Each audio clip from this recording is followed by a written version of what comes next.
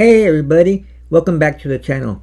This is Top Crypto Bull here once again to update you guys on the greatest and latest news and rumors of the crypto world. Let's get right into it, guys. So the question is, guys, why does Bitcoin keep falling under 60k? Why can't we break the resistance 60k in the past few days, guys? Well, I have my theories, but I'll let you know that at the end of the video. But I did find this little article that might explain it a little better than me. So let's get right into it, guys. This is how the article reads. It says, Bitcoin price keeps falling under 60k, and here's why. Many analysts say a drop in spot Bitcoin ETF demand is the primary reason for Bitcoin's price weakness, but there's more to it than that. Bitcoin has struggled to maintain above 60k for an entire week, with the latest rejection occurring on August 27.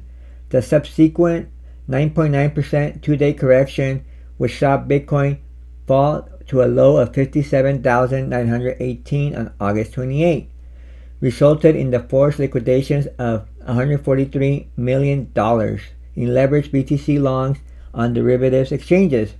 Traders are now questioning why Bitcoin keeps failing to break above 60k. Why is that, guys? So some analysts attribute this recent weakness to the disappointing spot Bitcoin exchange traded fund, or the ETF, outflows. However, such data is typically reflexive, meaning traders often turn bearish after a news event alters their perception. More crucially, Bitcoin's most recent correction on August 29 coincided with movements in the S&P 500 index. One significant change leading up to this event was that the sharp increase in the 2-year U.S. Treasury yields, which had previously dipped to 3.85%, the lowest level in over 3 weeks. However, in August 29, a sharp reversal occurred, driving the yield to 3.90%, signaling that investors were offloading these instruments in favor of higher returns. According to a Zacks research note, this reduced risk appetite was driven by uncertainty surrounding Nvidia's corporate earnings. They were released after the stock market closed on August 29, and the upcoming July U.S. Personal Consumption Expenditures, or the PCE index, on August 30. At the time, investors were concerned that a high inflation reading could delay anticipated interest rate cuts by the central bank, or the Fed.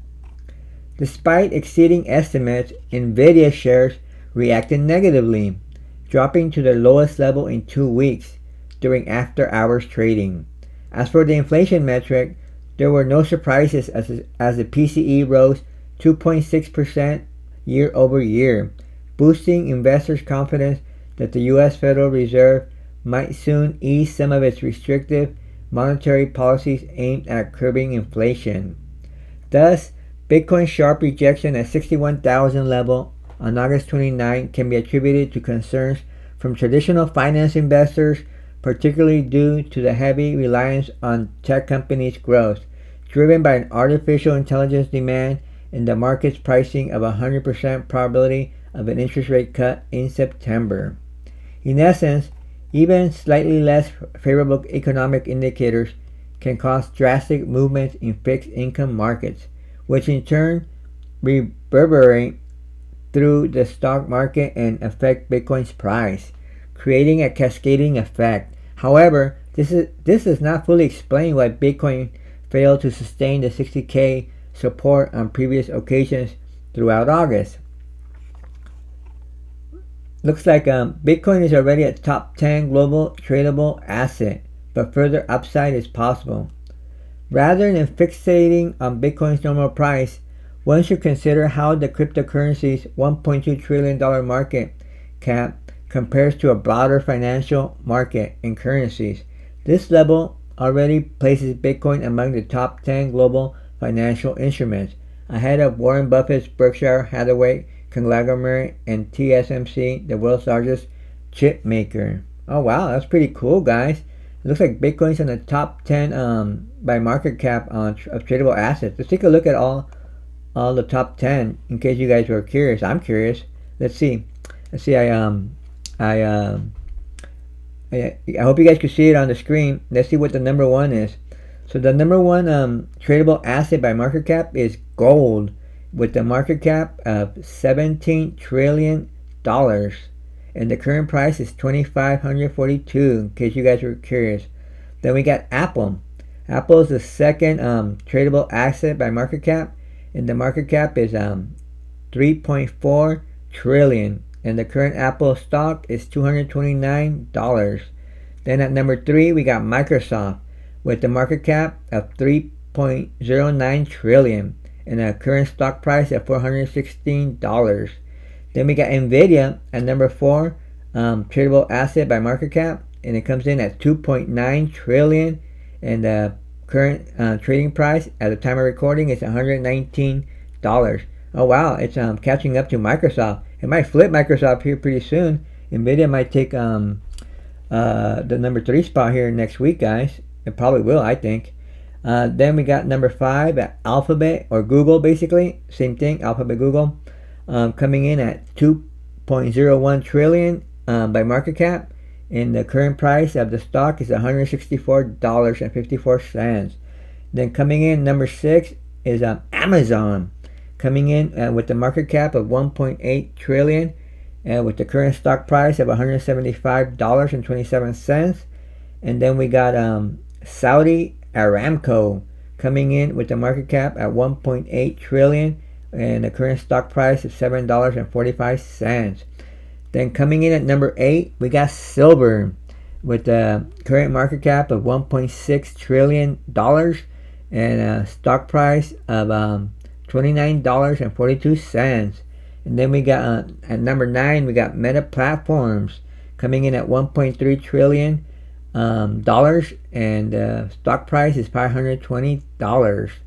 And then looks like we got our favorite top crypto coming in at number 10, Bitcoin, with the $1.16 trillion market cap at the time they published this, and the current price at the time they published this report was at 59,178. And coming in at number 11 we got Berkshire Hathaway, with a $1.01 trillion market cap and a stock price at $472. And we all know Berkshire Hathaway is Mr. Warren Buffett, the legend himself. That's his stock fund right there. So we are beating Warren Buffett, guys, or at least Bitcoin is. And we got at number 12 we got TSMC, coming in at $886 billion with a stock price of $170. And then we got Eli Lilly, that's a cool name, coming in at $853 billion and the stock price coming in at $947. And then at number 14 we got Broadcom, coming in at $754 billion and stock price of $162. But yeah, guys, isn't that great?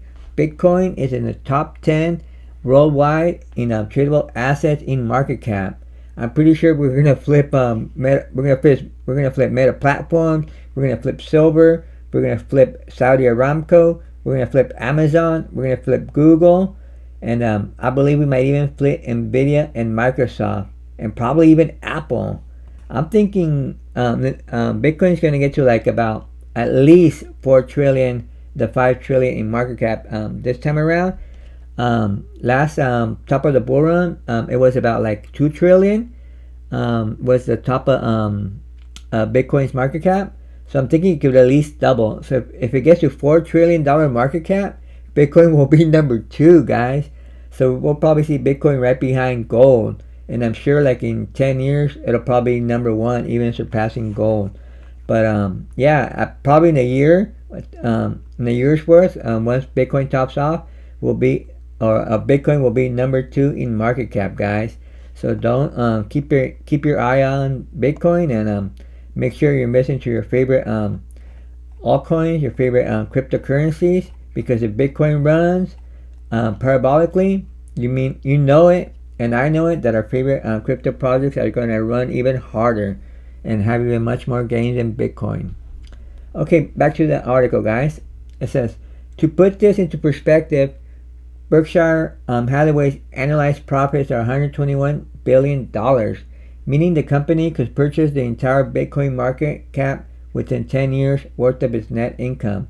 In fact, the company holds $277 billion in cash and equivalents, which would be enough to acquire 4.6 million Bitcoin at 60K, or 23% of the coins currently in circulation.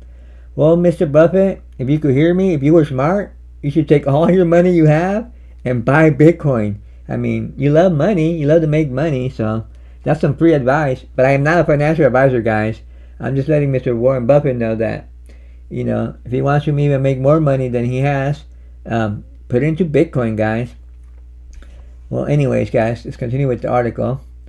When viewed from the perspective of base money, physical currency and bank reserves held by commercial banks and the respective central banks, Bitcoin's 1.2 trillion value aligns with the United Kingdom's British pound. Under this analysis, Bitcoin's only remaining competitors are the US dollar, the euro, and the Chinese yuan, and the Japanese yen. None of these fundamental metrics seem sufficient to keep Bitcoin's price below 60K. However, they do suggest the traders are likely questioning the current adoption rate, including the size of the Bitcoin ETF market and the use of Bitcoin's network as a settlement layer. For now, investors appear to be prioritizing tech growth and the relative stability of the world's largest economies, but this sentiment could easily shift over time. Well, guys, what do you guys think of the article? Let me know. Why does Bitcoin price keep falling under 60K? Well, now my thoughts on that. Well, I believe it's just normal, guys. I mean, if you study the charts, about this time, about the third year into the cycle of Bitcoin, the first year will start with first year will be the bear market, and then we got 3 years of bull market. So right now we're 3 years into the cycle, or the second year of the bull market. So around this time, Bitcoin, stays to go right under its all-time high, and it doesn't. Once it goes into price discovery, once it surpasses its previous all-time high, that's when it goes parabolic, guys. So it just goes sideways basically for like 4 to 6 months after the halving, and it stays usually beneath its all-time high. Although this year it did surpass 69,000 just for like a short term because of the Bitcoin ETF, and wicked up all the way to 73,700. But it fell back in line to the cycle. Everybody thought it was going to be different, but if history shows, history always repeats, guys. So don't let them fight you out. If you hear bad news like, Bitcoin can't break 60K, 73,700 was the new high, the new top, we're going to head into a bear market. If you start hearing that kind of stuff, don't listen to them, guys. Historically speaking, Bitcoin has followed a 4-year cycle, and we're barely in the third year of the cycle. And the last year is the best year for us all. It's the parabolic bull run part of the cycle, guys. So I believe that's going to start in quarter 4 of 2024, which is just about a month away, guys. But anyways, guys, let me know what you guys think in the comments about the article. Also, guys, I'm not a financial advisor.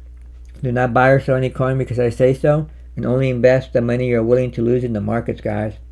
Also, guys, just a reminder, please like the video, subscribe to the channel, help the channel grow, and I'll see you in the next one.